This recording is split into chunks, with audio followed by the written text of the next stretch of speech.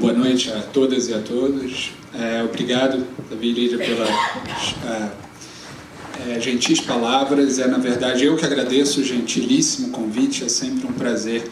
A gente, acho que em particular, acho que todos os cientistas, mas em particular falando da minha área, a gente que é pesquisador nessa interface entre a sociedade e o meio ambiente, a gente gosta, na verdade, eu até considero parte da nossa missão fazer esse diálogo, porque só a ciência publicar no artigo, no periódico X e não trazer para a sociedade, eu acho que é até parte do reflexo de um pouco do que a gente está vivendo no Brasil hoje, onde há uma certa desconexão ainda entre a gravíssima crise que a gente passa até na interface ciência e meio ambiente nas duas frentes e como a sociedade está reagindo a isso. Então eu acho que é particularmente importante. Obrigado, eu agradeço a oportunidade. Meu nome é Bernardo Strasburg, eu sou professor da PUC do Rio, do Departamento de Geografia e Meio Ambiente. Na verdade, eu sou economista de formação na PUC, depois fiz mestrado no FRJ, no Programa de Planejamento Ambiental, depois doutorado em Ciências Ambientais e dou uma disciplina de Ciência da Sustentabilidade no Departamento de Geografia. Então, tudo meio confuso mesmo, eu também tenho essa leve crise de identidade, mas faz parte. E isso foi parte do que me levou a me envolver nesse processo. Esse processo do IPBS, como o Davi já explicou, para quem não conhece, talvez você já tenha ouvido falar do IPCC, no caso das mudanças climáticas, é o órgão de especialistas que auxilia a ONU e os países membros em tomada de decisões relacionadas a mudanças climáticas. No caso do IPCC, os cientistas são apontados pelos países e a cada X anos fazem um grande relatório de síntese. No fim da década passada, a comunidade de biodiversidade e conservação, os ministérios de meio ambiente, etc., clamaram por um órgão semelhante que sintetizasse o estado da arte da ciência no campo da biodiversidade e dos serviços ecossistêmicos chamados. Então foi criado o IPBES, que é o painel, a plataforma de ciência política intergovernamental para biodiversidade e serviços ecossistêmicos, onde os especialistas são de novo apontados e nomeados por países por suas contribuições. E é nesse âmbito o IPBES desde 2011 desenvolve relatórios temáticos, alguns muito importantes. O relatório de polinização foi bem impactante, um relatório de restauração e degradação. Depois fizeram relatórios regionais, então de uma síntese de tudo sobre as Américas, a Europa e etc. E tudo isso caminhando para o grande desafio que era fazer um relatório global. O relatório global do IPBES, que é o que eu vou apresentar um breve sumário para vocês. Breve, não tão breve ao longo de uma hora, mas breve em relação ao tamanho do relatório. O relatório são aproximadamente 1.500 páginas. Quem tiver um longo fim de semana sem nada para fazer, vai ser bem longo esse fim de semana. Então, em uma hora eu tento poupar o trabalho de vocês um pouquinho. E aí, quem tiver interesse, eu aponto também os capítulos específicos e tudo isso está disponível para download gratuito na internet, como todos os relatórios do IPBES. Então, sem maiores delongas, a avaliação global do IPBES é dividida em 5 grandes partes. A gente tinha 5 grandes objetivos com essa avaliação global. A gente queria, sim, fazer um raio-x do estado atual da natureza, quais são as tendências e os condutores diretos e indiretos das mudanças que estão ocorrendo. A gente queria examinar especificamente como que a natureza contribui para a conquista dos objetivos de desenvolvimento sustentável. Isso foi sempre, desde o início, um objetivo estratégico da comunidade de biodiversidade, de que por muito tempo os relatórios passados e publicações tinham como um público-alvo um pouco a própria comunidade. Então você estudava como que a biodiversidade contribuía para os serviços ecossistêmicos, como que a biodiversidade contribui para o funcionamento da natureza e tudo isso, e aquilo ficava um pouco num nicho, claro, um grupo razoável de pessoas se interessava por isso, mas isso não saía para o resto da sociedade, que tem, digamos, outros interesses mais prementes. Os Objetivos de Desenvolvimento Sustentável, por outro lado, abarcam a gama muito maior desses objetivos e aspirações humanas, desde o fim da pobreza, água limpa, saúde, igualdade de gênero, e depois eu detalho um pouco mais. Então, era um objetivo nosso entender como que a natureza contribui para a conquista desses objetivos de desenvolvimento sustentável. Depois disso, a gente olhou para trás, olhou para o presente e a gente passa a olhar para frente. E tenta primeiro entender o que é plausível da gente esperar para frente em termos de natureza e qualidade de vida, não necessariamente o que a gente quer, mas o que a gente enxerga como possibilidades razoáveis, cenários plausíveis, talvez prováveis ou não. Depois, sim, a gente dá um zoom naqueles cenários que a gente gostaria de atingir, os cenários sustentáveis, os cenários que combinam uma conservação da natureza com o bem-estar humano. E a partir daí são os capítulos que focam primeiro de como que a gente chega lá e depois quais são as oportunidades e desafios nesse caminho. Em particular, eu me envolvi mais nessa parte do relatório. Então, 5 grandes objetivos. Foi o mais ambicioso, maior trabalho já feito no campo da biodiversidade, da conservação, em termos de síntese.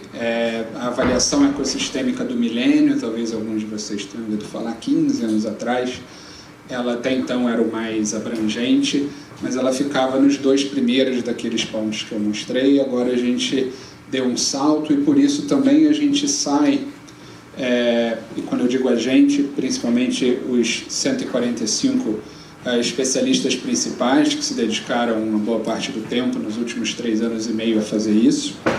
Também os 350 autores que contribuíram pontualmente, então a gente está falando de aproximadamente 500 pessoas que ao longo dos últimos 3 anos e meio contribuíram para esses esforços, de 51 países. Se a gente tivesse um gentil voluntário que dedicasse 24 horas por dia do seu horário para fazer isso que a gente fez, levaria 17 anos ininterruptos redigindo e pesquisando o que esse grupo fez. Um avanço importante foi ainda uma predominância de cientistas naturais, como o tema talvez pede, mas uma expansão substancial dos cientistas sociais e daqueles meio em crise de identidade lá interdisciplinares como eu, para tentar ir além do diagnóstico atual e nessa busca por soluções, e na busca por soluções e no entendimento do problema, as ciências sociais e interdisciplinares tiveram muito a contribuir. Ainda uma preponderância masculina, infelizmente, mas já chegando perto de um 60-40, que já é um progresso em relação aos grandes outros relatórios anteriores. Sem maiores delongas, indo direto para a grande conclusão principal, que infelizmente não é novidade para ninguém. Talvez aqui, só dando um passo atrás e explicando um pouquinho, a gente não faz ciência nova no IPBS. O que a gente faz é uma síntese do conhecimento atual.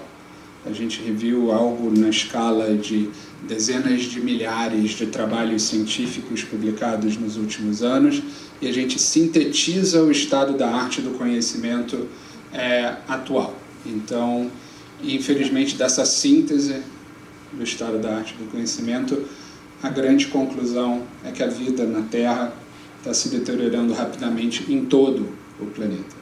E aí a gente está falando que praticamente todos os indicadores do estado global da natureza estão piorando, seja no nível de biomas, de ecossistemas, de espécies, de variedades. A tendência é de queda e queda acelerada em todos esses campos. Dando um foco em um deles, as espécies, é bem claro o quadro. Mais espécies de animais e plantas estão ameaçadas de extinção agora do que em qualquer outro momento da história humana. Aqui são vários grupos de espécies, mamíferos, os pássaros, mas também plantas e aquelas espécies marinhas. E um diagnóstico do nível de ameaça de extinção dessas espécies. Em vermelho, em rosa e em amarelo, a gente tem aqui as espécies hoje ameaçadas de extinção, e vocês veem que isso varia por grupo, mas a gente normalmente está falando da faixa de pelo menos 10 a 15% das espécies do mundo hoje ameaçadas de extinção. Em alguns grupos isso pula para quase 50%. E isso é maior hoje do que em qualquer ponto da história da humanidade. Isso são espécies que estão aqui hoje, estão ameaçadas de extinção. Infelizmente, a gente tem também um outro grupo, e o relatório documenta isso de forma extensa, são aquelas espécies que não fazem mais parte daquele quadro anterior. Elas não fazem mais parte daquele quadro anterior, porque elas não estão mais aqui. Esses são o número de espécies que já estão extintas. E como que isso ocorreu ao longo dos últimos 500 anos. Como a gente vê, infelizmente, a tendência é de um crescimento aceleradíssimo. Para quem já deve ter tido aqui ou em outro lugar em palestras relacionadas à sustentabilidade, seja mudanças climáticas, seja qualquer tema, infelizmente esse formato da curva vai ser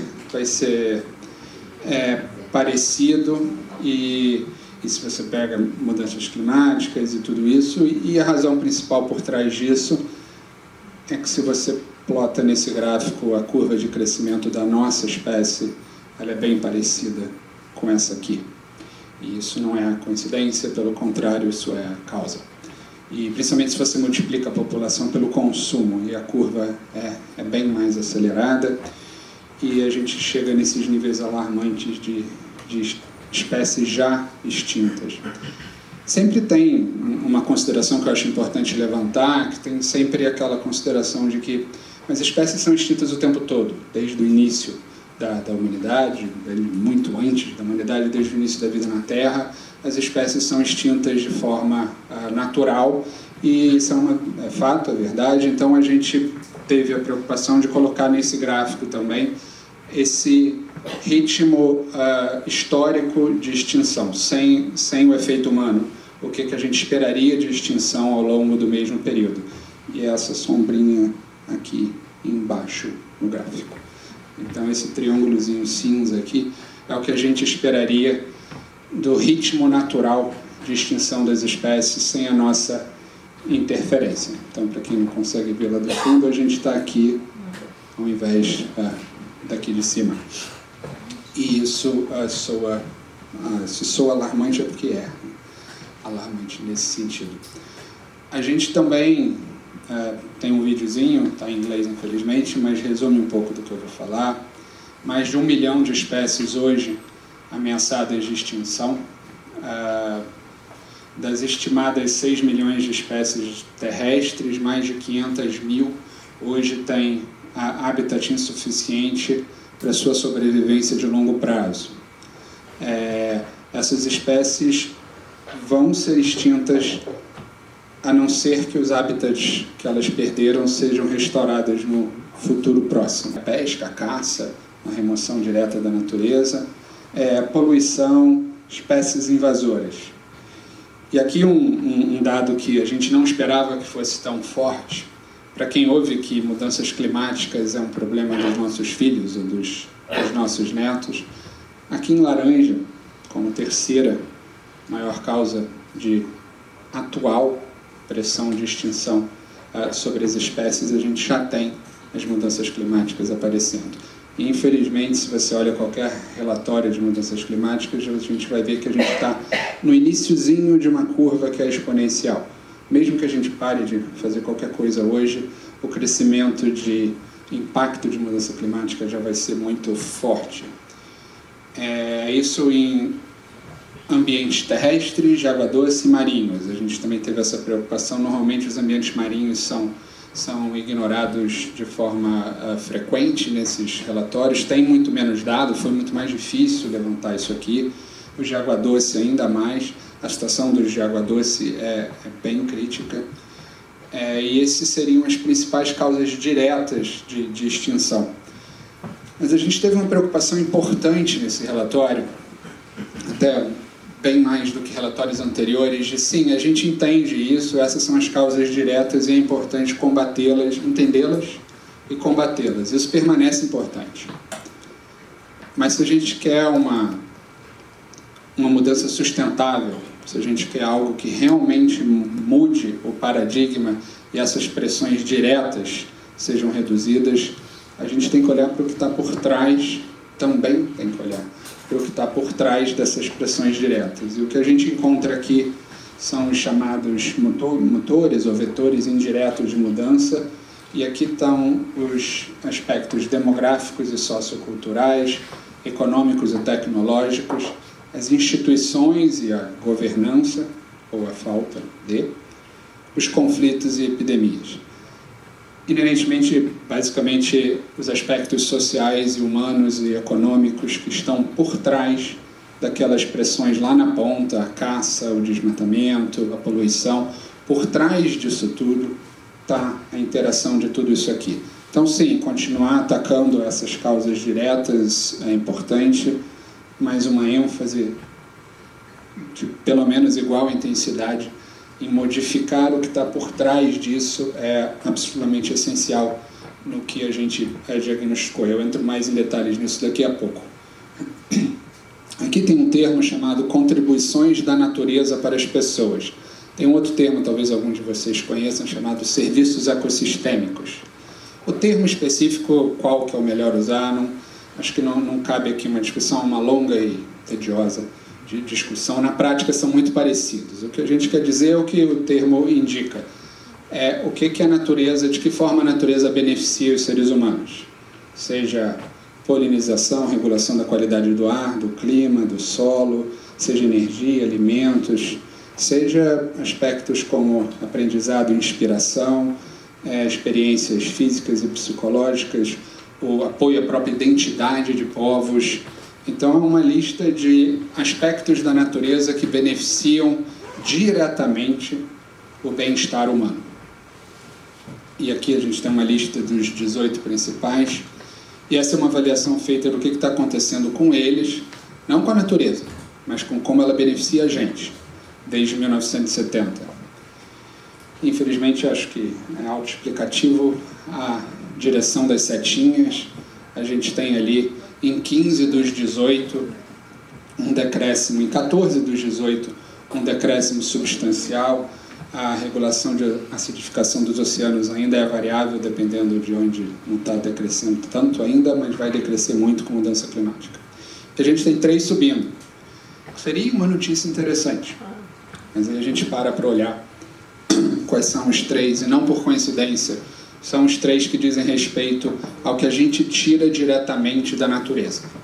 Então, sim, a gente está tirando mais energia, mais comida e mais materiais da natureza. Houve um crescimento na provisão da natureza disso para a gente. Mas isso é também a causa do decréscimo no todo o resto.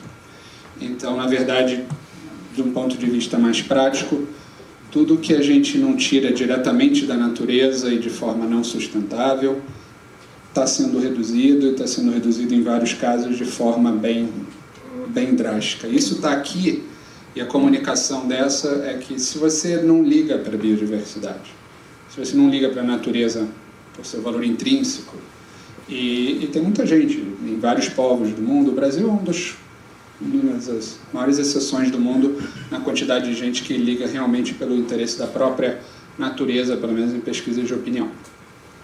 Agora, mesmo que você não ligue para nada disso, que você só se importe com o bem-estar humano, essa listagem inteira aqui é sobre o bem-estar humano, não é sobre a natureza por si própria. E esses benefícios estão declinando de forma bem acelerada desde 1970. Isso aqui quer dizer mais gente doente, mais gente com fome, mais gente sem água, mais gente com desnutrição, mais mortalidade infantil. Isso tudo aqui quer dizer aspectos desse tipo.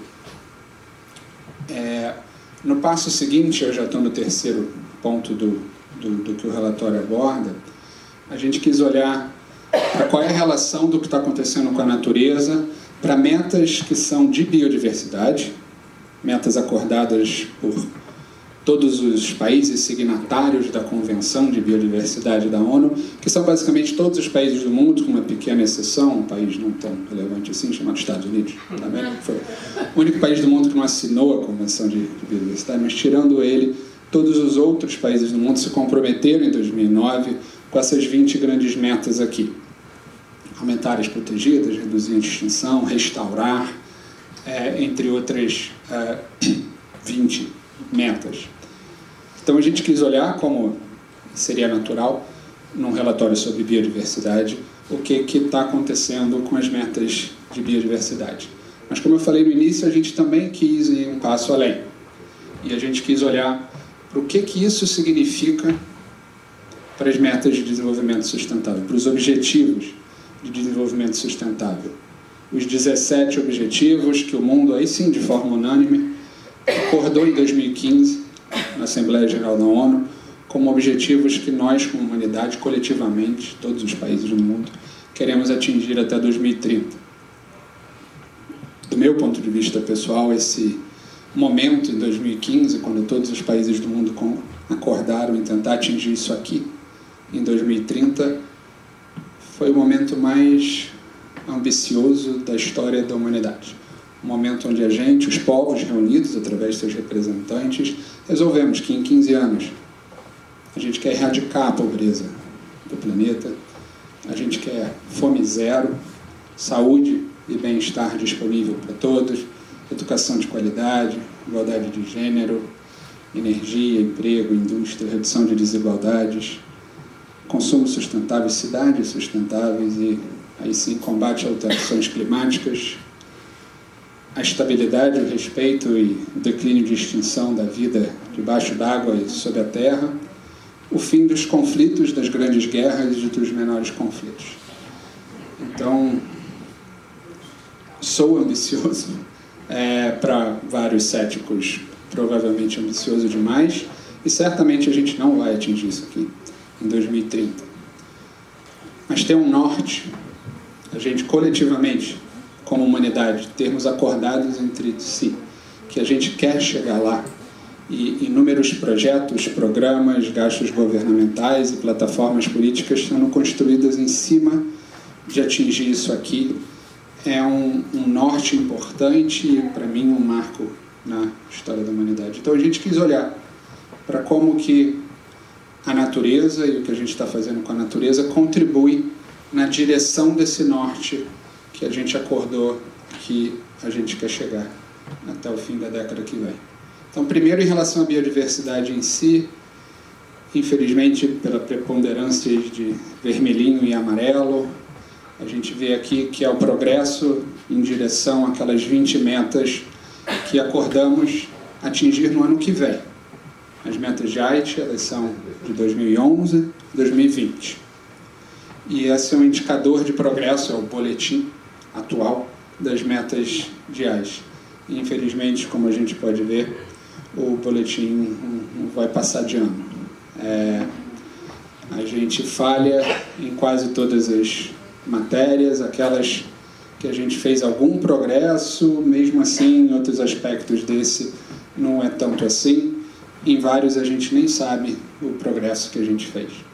Mas, de maneira geral, de maneira mais forte, a preponderância e as evidências apontam para a nossa falha coletiva em atingir os objetivos de biodiversidade que traçamos. Isso aqui seleciona daqueles 7 objetivos de desenvolvimento sustentável, onde a gente olha o que está acontecendo recentemente com a natureza quer dizer para a capacidade da natureza. A natureza são os 2 objetivos relacionados à vida na terra e à vida no mar, a própria natureza. As setas são um acúmulo de setas para baixo, é bem forte. Em relação a mudanças climáticas também, em relação a cidades sustentáveis e comunidades sustentáveis, o que a gente está fazendo com a natureza é um impacto também muito, muito forte. Mas seja a primeira meta, aquela meta de erradicar a pobreza no mundo. Mais de 1 bilhão de pessoas do planeta dependem diretamente do que a natureza provê a eles e o que a gente está fazendo com a natureza vai fortemente contra os nossos objetivos mais sociais e humanos de todos aqueles objetivos. Tá, então acho que deprimimos vocês o suficiente. Não, tem mais um pouquinho de depressão, só está acabando, só mais 2 slides. Aqui a gente ainda está em futuros plausíveis. Então a gente olhou para o que está acontecendo e a gente examina 3 grandes famílias de cenários. Aqui cada autor chama o seu cenário do que quiser, então existem centenas, possivelmente milhares, de cenários para as próximas décadas. Mas a gente agrupou eles em 3 grandes grupos e sintetizou a evidência do que quer dizer irmos por esses 3 caminhos. O primeiro caminho, um caminho focado no otimismo econômico, onde há um rápido crescimento econômico, mas uma baixa regulação. Digamos, um caminho do livre mercado e com um grande crescimento econômico. Um caminho de competição regional, um caminho onde países passam, ao contrário de uma baixa regulação, eles passam a introduzir barreiras comerciais e barreiras não comerciais também, aquelas, por exemplo, contra a imigração e tudo isso. Um cenário onde o mundo começa a ficar cada vez mais regionalizado, os países ricos se fecham, e um mundo onde gera uma crescente lacuna entre ricos e pobres. E por último, claro, o cenário mais sustentável, um cenário onde políticas ambientais proativas e produção e consumo sustentáveis são a marca desse cenário. Esses 3 grandes grupos, nós avaliamos os impactos potenciais em 3 coisas. 4 coisas, desculpa. Mudanças climáticas, a emissão de gases de mudanças climáticas, e o que a gente tem aqui, como era de se esperar, num cenário onde há um rápido crescimento econômico com nenhuma regulação, a gente tem um nível de emissões muito alto. Naquele cenário de competição regional, a gente, embora seja menor, porque o crescimento econômico é menor, como os economistas até agora falharam em explicar, por exemplo, o presidente Trump, que barreiras ao comércio tendem a enfraquecer o próprio comércio, os negócios e a economia do próprio país. Então, aqui a gente tem um cenário onde barreiras alfandegárias e barreiras comerciais são muito fortes, o crescimento econômico é menor, ainda assim temos um alto nível, não tão alto, mas um alto nível de emissões. E, naturalmente, no cenário de sustentabilidade, as emissões de mudanças climáticas são mais baixas. E aí a gente olha o que isso quer dizer para 3 elementos da natureza. Aqui são as espécies em vermelho, e o declínio é nos 3 cenários, mas com uma diferença importante, praticamente a metade, no cenário de sustentabilidade. Aqueles elementos, aquelas setinhas para cima, aquilo que a gente retira da natureza para a gente, os alimentos, a energia e tudo isso, são ao contrário. Como a gente já tinha falado antes, no cenário onde a gente não liga para a natureza, caça, desmata e retira as coisas da natureza, aqueles elementos materiais da natureza aumentam. Por outro lado, há uma forte queda em todos os outros 15 formas com que a natureza nos beneficia. E no cenário de sustentabilidade, na verdade, a gente tem um aumento de provisão de serviços ecossistêmicos daquilo que a natureza nos beneficia. Então, há um decréscimo no ritmo de perda de espécies e há um aumento na provisão de ciclagem de nutrientes, de polinização, de combate à erosão e tudo aquilo que a natureza nos provê em termos de benefícios. Esses são cenários globais e há uma forte heterogeneidade regional, principalmente no cenário de competição regional, onde as regiões ficam ainda mais desiguais. Então, mas focamos mais nos dados globais. Tá, agora sim chega de depressão. E a gente passa a olhar para uma família de cenários onde, fundamentalmente, a gente teve 2 critérios para incluí-los nessa grande família. São cenários onde as metas de biodiversidade são atingidas e as metas de desenvolvimento sustentável são atingidas. E eu passo o resto da palestra falando de como chegar lá. Então, quem quiser ficar muito deprimido pode ir embora, porque agora é a hora de tentar reverter um pouco o quadro. Um parênteses aqui. A avaliação global do IPBS foi o esforço mais abrangente entre todas as avaliações globais já produzidas em qualquer campo da inclusão de conhecimentos de povos indígenas e comunidades locais. Foi feito um esforço muito forte ao longo desses 3 anos e meio, com várias oficinas, desde os povos inuit no norte do Canadá até povos tradicionais no sul da Patagônia, de participá-los desse processo. E a razão para isso, ou as razões, são muito fortes. Povos indígenas e comunidades locais cuidam de 25% do planeta. A área que está sob governança dessas comunidades é de 1/4 do planeta.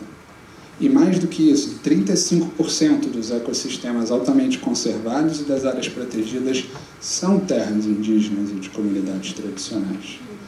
Gigantesca quantidade de agrobiodiversidade fundamental para a produção de alimentos ao longo desse século está sob guarda dessas comunidades.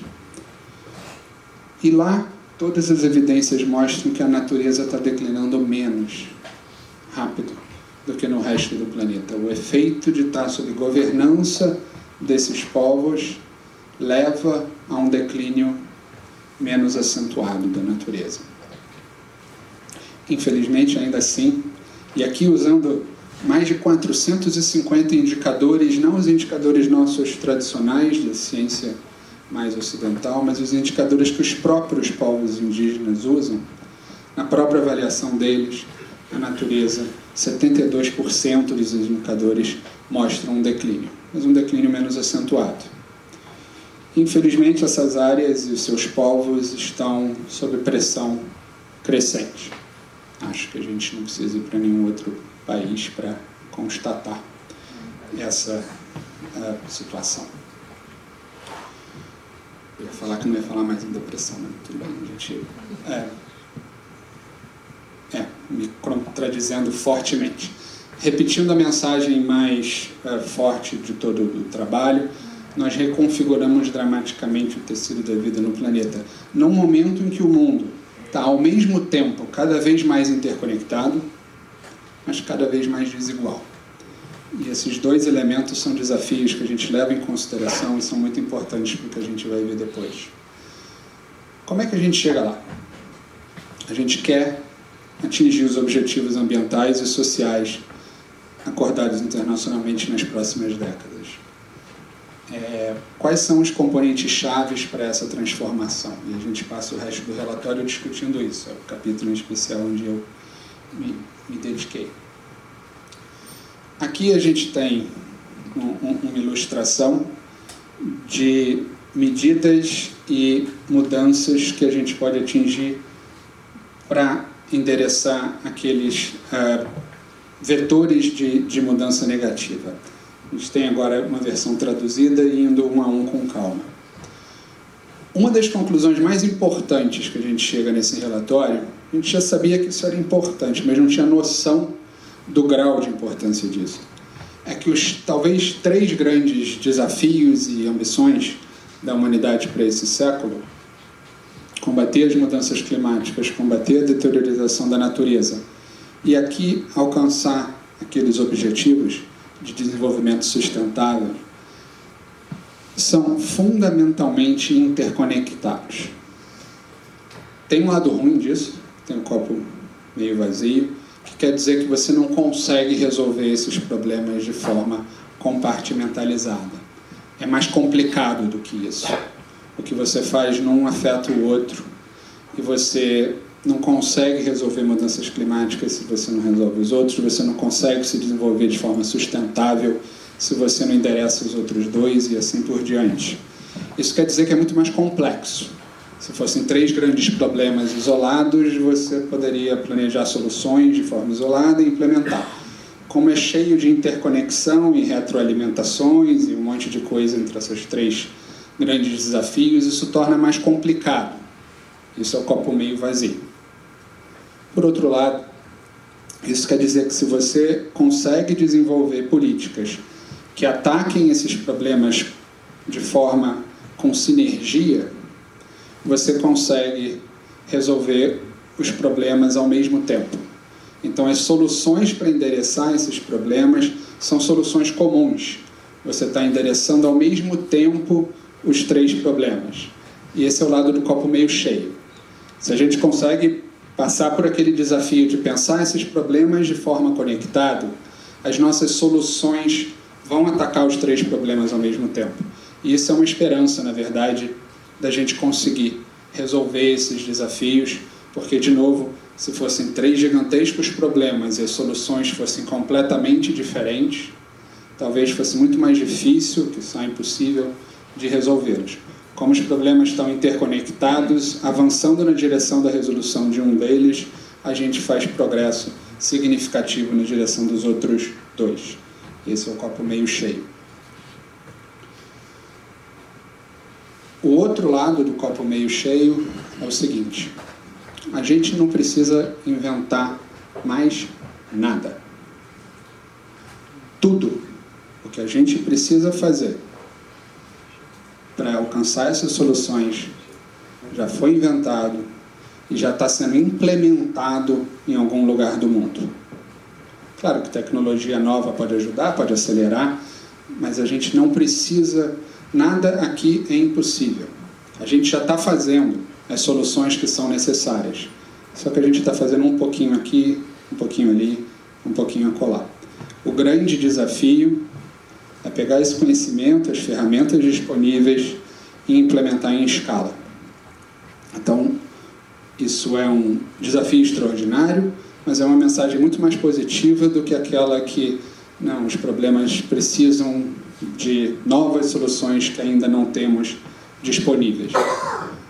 Ou seja, o que a gente precisa é uma rápida implementação de instrumentos existentes, de decisões corajosas, para esse termo que a gente usa demais no relatório. As mudanças transformadoras, transformative changes em inglês. Isso quer dizer, essencialmente, que o incremental, fazer um pouquinho mais do que a gente está fazendo hoje, fazer uma melhora pontual e passo a passo, não vai dar. Não vai dar tempo. As mudanças climáticas não vão deixar. A crise de biodiversidade é irreversível. Quando a espécie está extinta, ela está extinta. E o progresso para atingir as metas de desenvolvimento vai ficar cada vez mais para trás. O incremental, um pouquinho melhor do que o que a gente faz hoje, não é suficiente. A gente tem que ter mudanças transformadoras, a gente tem que dar pulos e saltos para frente. Eles são possíveis porque eles são baseados no que a gente já faz. Mas o esforço necessário, a mobilização da sociedade, que depois vira mobilização política e aí vira implementação, é necessário um pulo de esforço nessa direção. Aqui a gente quebra em alguns das medidas e dos aspectos que a gente achou especialmente importante para endereçar não aquelas causas na ponta, não a caça ali onde ela acontece, ou o desmatamento ali onde ele acontece, mas aquelas causas indiretas que a gente mencionou antes, que estão por trás e empurram tudo aquilo. E aqui a gente está falando em governança, como, por exemplo, alinhar sistemas de governança, tanto no setor público quanto entre os setores, sistemas econômicos, o entendimento da responsabilidade, de uma cadeia completa, desde a produção até o consumo, e que a responsabilidade é de todo mundo envolvido aí, desde quem desmata lá no interior do Mato Grosso até quem consome na Dinamarca. E hoje a gente já começa a ter ferramentas que conseguem medir tudo isso. A gente é parte de um projeto que consegue dizer no supermercado da Dinamarca qual é o desmatamento no interior do Piauí que aquele iogurte causou. E isso cada vez mais vai ficar disponível. Então é a responsabilização completa da cadeia, a gente já começa a poder fazer isso. Equidade, a gente mencionou que é um mundo cada vez mais interconectado, mas um mundo cada vez mais desigual. E isso não pode ser só a questão de desigualdade, não pode ser só uma nota de rodapé, não pode ser só uma menção a um passant. Ela tem que ser incorporada em todo o planejamento, ela é parte, a redução da desigualdade é parte da solução. e ela altera totalmente o planejamento. Então, levar em consideração, incorporar de forma ativa no planejamento e na implementação esse entendimento de quão desigual é o mundo é fundamental. Planejamento intersetorial, a gente faz isso já de forma muito bem feita em alguns países do mundo, entre alguns setores, em outros países do mundo, entre outros setores. A gente precisa fazer isso muito bem entre todos os setores. Incentivos, aqui ainda do meu viés econômico, acho um peso enorme para o que está acontecendo aqui. Vocês podem falar disso tudo, alguém vai responder, mas é muito caro. O mundo já gasta $1 trilhão todo ano de recurso público para subsidiar as atividades que estão destruindo a natureza. Só de tirar esse 1 trilhão, já seria um benefício gigantesco. Agora, se você pega esse 1 trilhão e joga para soluções, você resolve uma parte considerável, se não toda, dessa história, se você fizer as outras coisas também. Agora, existem narrativas, e aqui teve um bom grupo de cientistas sociais envolvidos com a gente, levantando a importância da gente mudar as narrativas prevalentes na cabeça da maior parte, principalmente a população ocidental, mas cada vez mais a população da parte oriental do mundo está um pouco copiando o modelo de desenvolvimento. E a gente tem uma narrativa onde o consumo está relacionado ao sentimento de qualidade de vida, ao status. E essa narrativa é muito complicada. Primeiro porque ela é falsa. Então, pensando só na própria qualidade de vida, existe uma área que eu acho fascinante de pesquisa, Science of Happiness, a ciência da felicidade, que estuda de forma muito científica a ideia de felicidade e de bem-estar. E as conclusões são o mundo afora as mesmas. Que sim, você tem um grande aumento inicial, se você é muito, muito pobre. Aquele aumento de consumo inicial, aquelas necessidades básicas, um aumento de consumo vai ter um impacto muito forte no seu bem-estar. Mas depois de um tempo aquilo entra num platô. E aí o impacto do consumo no seu bem-estar, na verdade, não altera tanto, em alguns casos declina substancialmente. Um prêmio Nobel de Economia, Indiana Amartya Sen, escreve muito sobre isso e compara o nível de felicidade de americanos em cidades importantes dos Estados Unidos com populações que ganham mais ou menos 200 vezes menos por ano no interior da Índia, um número de felicidade muito maior no segundo do que no primeiro. Agora, essa narrativa é muito prejudicial, sim, para o bem-estar humano, mas também para o impacto na natureza, porque naturalmente o consumo, principalmente de bens materiais, tem um impacto direto. Em termos de valores sociais, a gente ouviu muito na eleição no ano passado, ouve muito esse ano, uma narrativa social de que ou você conserva ou você produz. Ou você conserva ou você aumenta a agricultura. Que para o agricultor conservar é ruim e tem que escolher, múltipla escolha, só tem A ou B. A gente já provou e já provou de novo que isso está errado e que, pelo contrário, se vocês lembram daquela lista de benefícios da natureza para as pessoas, vários ali são para produtores rurais. Quando a gente está falando de polinização, quando a gente está falando de produtividade do solo, quando a gente está falando de segurança hídrica, a gente está falando de coisas que beneficiam a produção agrícola. Então, essa narrativa de que se você não degradar ambientalmente, você não vai conseguir se desenvolver, ela é falsa e no momento, muito, muito contraproducente. Então, uma pequena lista de...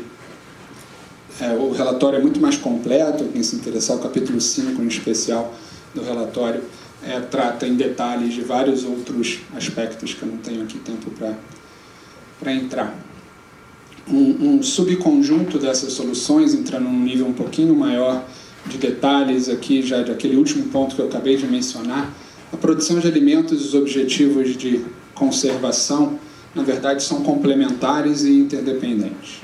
Isso vem da avaliação de centenas de estudos científicos que mostram o que é lugar comum até entre vários produtores rurais, mas não nas grandes lideranças dos setores, que é a dependência que os produtores têm da natureza e dos benefícios ambientais.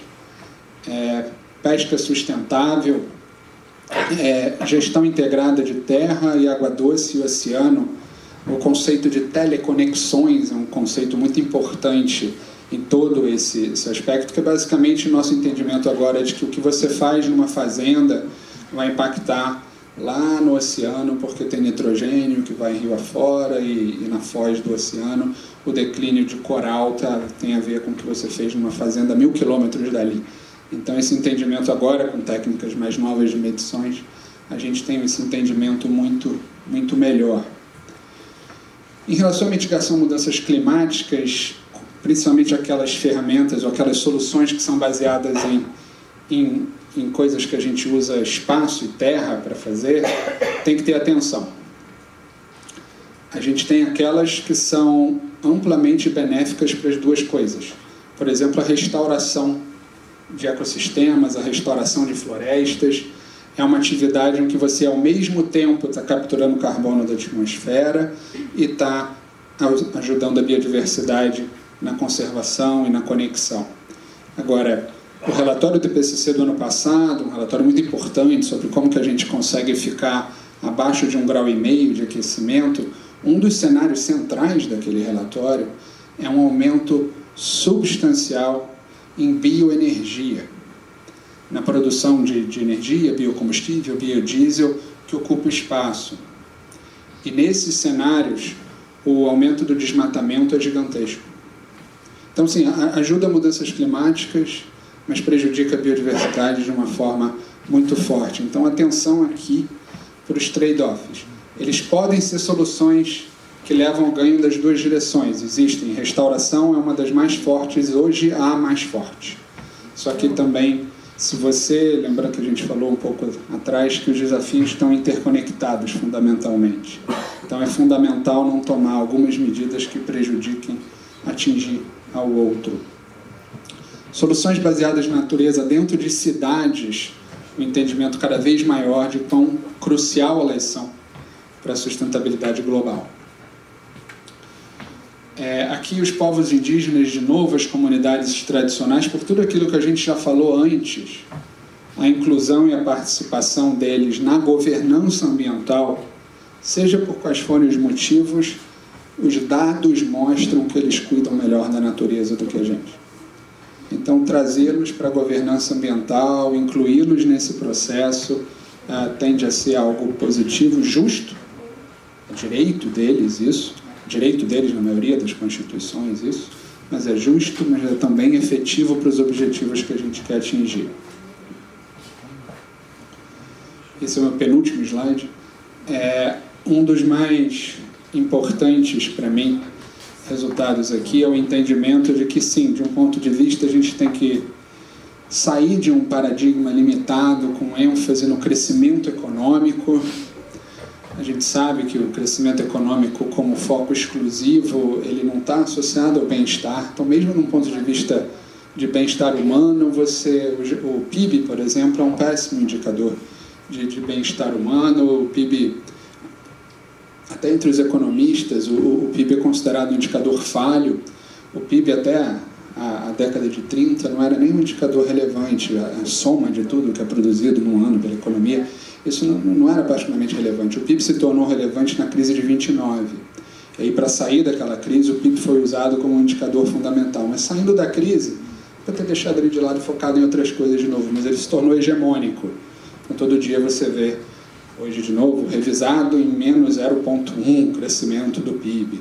Quando é revisado para cima, fica todo mundo feliz. Isso é muito, muito ruim para o bem-estar humano, esse foco exclusivo nisso, e é péssimo para a natureza, porque, infelizmente, o PIB ainda está conectado com o impacto na natureza. Mas aqui a gente joga um holofote, sim, no sistema econômico, mas joga um holofote que a gente demorou muito para jogar, que é um holofote num setor em especial da economia que sempre conseguiu dar um passo para trás da cortina, dizer: eu não produzo nada, eu não desmato, eu não emito, eu só financio. É o sistema financeiro. E a gente fez um esforço razoável no relatório e há uma cada vez mais quantidade de produção científica conseguindo identificar a pegada ambiental do sistema financeiro, conseguindo identificar até o papel de bancos específicos no que está acontecendo, porque você não desmata diretamente, você financia quem desmata, e a gente já começa a conseguir ligar isso. A pegada do sistema financeiro é gigantesca. E aqui a gente tem uma oportunidade de ouro.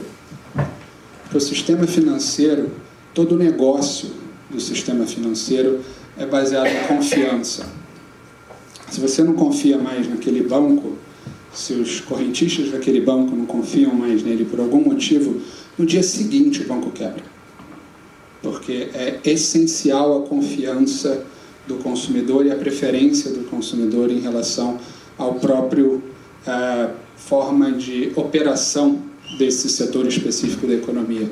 Então, já está acontecendo em alguns países do mundo, onde os consumidores começam a migrar para aqueles bancos que têm uma pegada ambiental menor. E essa mudança é muito rápida e muito potencialmente impactante.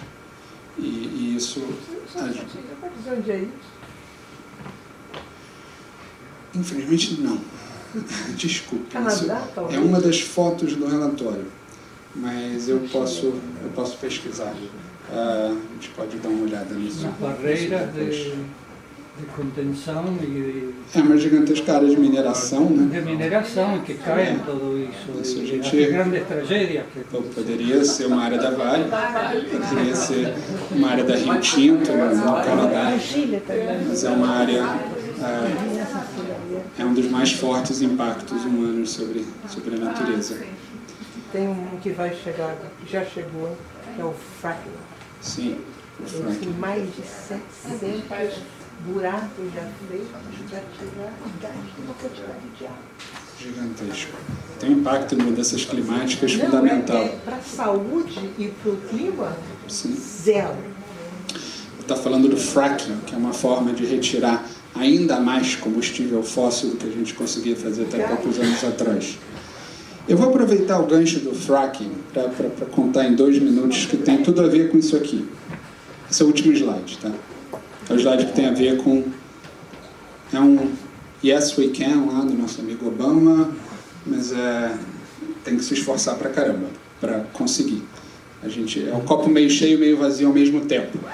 É muito difícil, mas a gente consegue.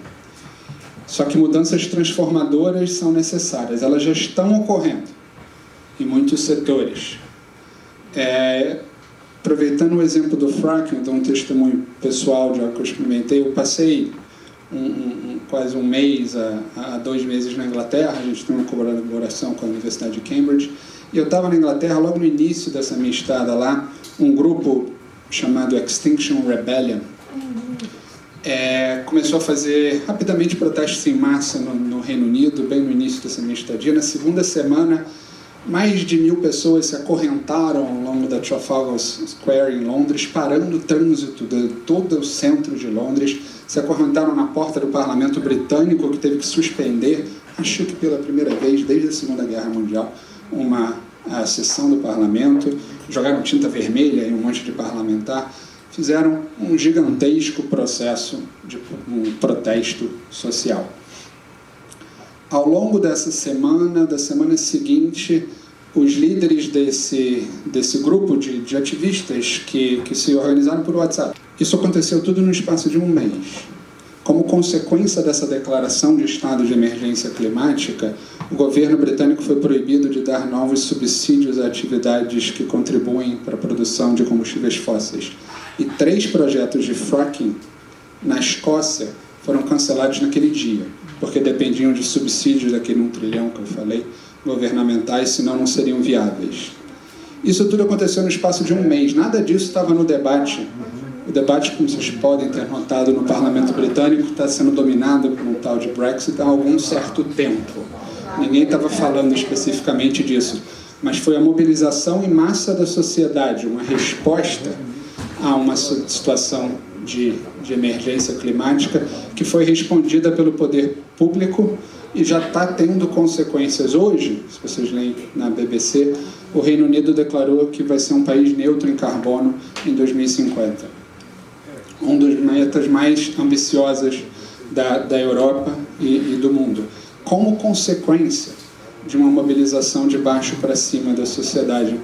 E a mobilização social nessa direção é absolutamente fundamental para as mudanças transformadoras. Para terminar, a gente já tem tudo o que a gente precisa ter. A gente já faz tudo o que a gente precisa fazer. E a gente precisa acelerar e dar escala e, nesse sentido, atingir as grandes metas que a gente colocou para a gente e para o futuro do planeta. Elas são perfeitamente factíveis, mas precisa dessa mobilização. Para isso, eu de novo agradeço a oportunidade do Museu da Manhã de fazer essa comunicação e a presença de vocês aqui no Dia dos Namorados, no fim de uma quarta-feira. Obrigado pela